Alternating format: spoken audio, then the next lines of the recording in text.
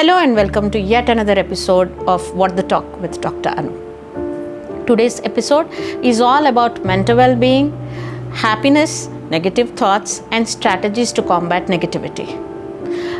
A couple of days back, a few of my friends had sent their children for counseling to me.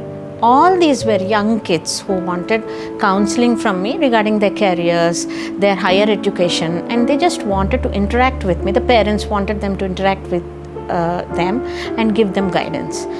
As I met them and after exchanging pleasantries with them, I found out that they were generally happy kids. They answered all my questions. They said life was rocking. They were happy and excited about their new beginnings. But 10 minutes into the conversation, I found that each and every kid came out with their true self. Some thought that life was boring. Some thought that their life was very bad when compared to all the others.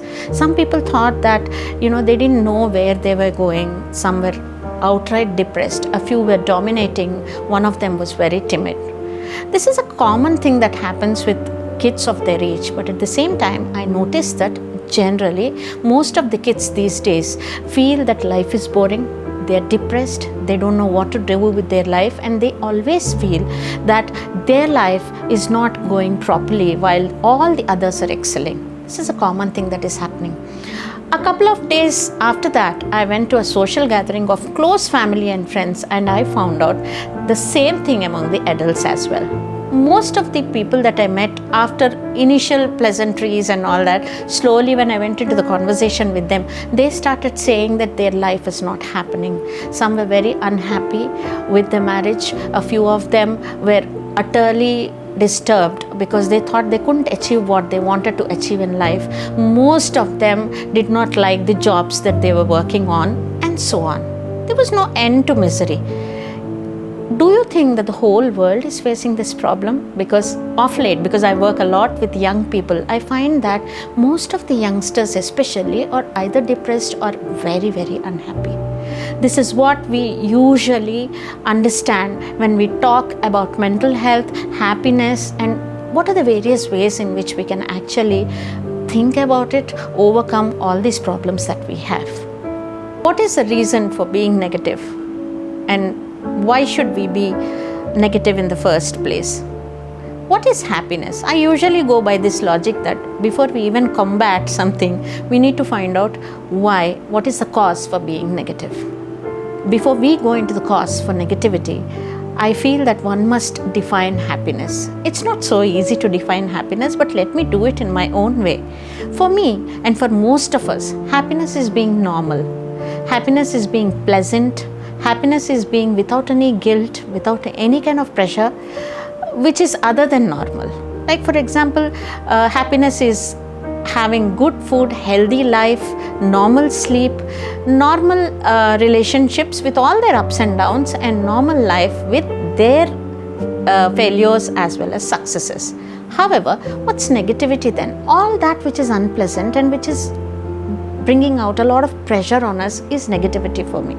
These days, I feel that there's a lot of negativity amongst all of us, me included, because of probably our lifestyles, probably the way in which we cramp everything into our daily routines, and also maybe because of not being healthy, both physically as well as emotionally, and not being able to manage our relationships. When you look at the whole concept of negative thoughts, negative thought patterns, the internet is agog with so many kinds of negative patterns, or what do you do in order to improve your positivity. But I did a lot of research and I found out that there are three major factors or major sources for our mental well-being. The first and foremost is we ourselves. Yourself is from where every thought, every emotion, every expression emanates, and this is where from the negativity comes in. And that's where your happiness also bubbles out. So the way you are is how you look at the world. Most of the time, people usually look at themselves. They have an inherent voice that tells them what to do, what not to do, how to be. And I found that increasingly these days, people have this inner negativity that is plaguing them and not allowing them to perform to their fullest, whether it is at home or at work. The second source of happiness or negativity is the others. These people are those which are significant to us, probably your friends, family, spouse, or a significant person in your community who you idolize or whom you follow. So these people have that effect on you where you either want to follow them or you want to emulate them, or you are affected by them or you are influenced by them. The third source of happiness or negativity is the situation. Often we find that the most positive person is plagued by a situation which turns him or her from being positive to negative. There are people who often get into depths of depression suddenly from being extremely positive towards their life, and I have been a witness to many of such people. If I look at life, I find that all these three sources are very important, no doubt, but it is something from inside that actually rules as to how you look at the life ahead of you, how you look at your past, how you look at your present, and you put them together in order to become what you are. As we move on, we find that we need to strategize ourselves in such a way that we do not get affected by situations, others so easily, and then we train ourselves to combat all kinds of negativity to the extent possible. Remember, we are still human beings and we are prone to get affected by others, situations, and the environment around us. To take the story further, let me just recall something which I had been addressing yesterday. One of the people known to me, a very, very successful executive, she is around 30 years of age and she finds it very difficult to enter into a relationship with anybody or get married or settled, and you know how the pressure from the parents is. She always faces a lot of pressure from the family to get married. At the same time, she's not willing to accept anybody because a sense of mistrust that a previous relationship has created in her is making her not to accept anybody so very easily. This lady has everything going on for her. She has got an excellent job in a Fortune 500 company.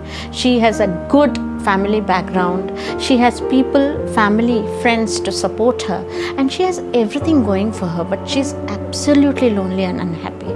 But if you take, on the other hand, I have somebody who works in my apartment where that lady does a menial job, has 3 daughters. Her husband suffered a paralytic stroke recently, but then whenever I meet her, she meets me with a smile and says that God is great. My husband will come back hale and hearty, and I have no doubt that we'll be taken care of.